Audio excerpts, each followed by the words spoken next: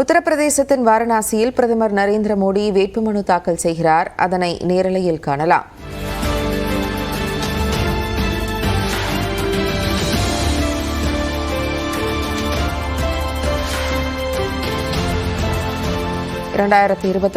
ஆண்டு நடைபெற்று வரும் மக்களவைத் தேர்தலில் உத்தரப்பிரதேசத்தின் வாரணாசியில் வேட்பாளராக பிரதமர் நரேந்திர மோடி போட்டியிடுகிறார்.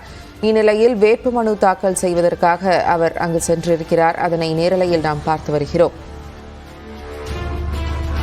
7 கட்டங்களாக நடைபெறும் மக்களவைத் தேர்தலில் ஏற்கனவே 4 கட்ட தேர்தல்கள் முடிவடைந்த நிலையில் மீதமிருக்கும் 3 கட்ட தேர்தல்கள் நடைபெற இருக்கின்றன. இந்நிலையில் உத்தரப்பிரதேசத்தின் வாரணாசியில் பிரதமர் நரேந்திர மோடி வேட்பாளராக போட்டியிடுகிறார். அதற்கான மனு தாக்கல் செய்வதற்காக தற்போது அவர் சென்று கொண்டிருக்கும் காட்சிகளை நாம் நேரலையில் பார்த்துக் கொண்டிருக்கிறோம்.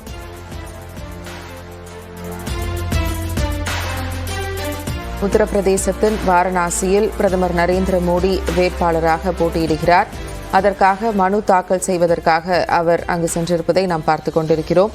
கூடுதல் விவரங்களோடு செய்தியாளர் சுசித்ரா இணைந்திருக்கிறார். பேசுவோம். சுசித்ரா, கூடுதல் விவரங்கள்.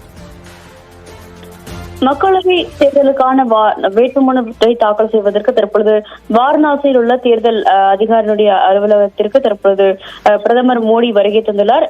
குறிப்பாக மக்களவை தேர்தலுக்கான அந்த ஒரு வேட்பாளராக பாஜகவின் மீண்டும் வாரணாசி தொகுதியிலிருந்து போட்டியிடும் பிரதமர் மோடி தற்பொழுது தன்னுடைய வேட்புமனுவை அதிகாரப்பூர்வமாக தாக்கல் செய்திருக்கிறார்.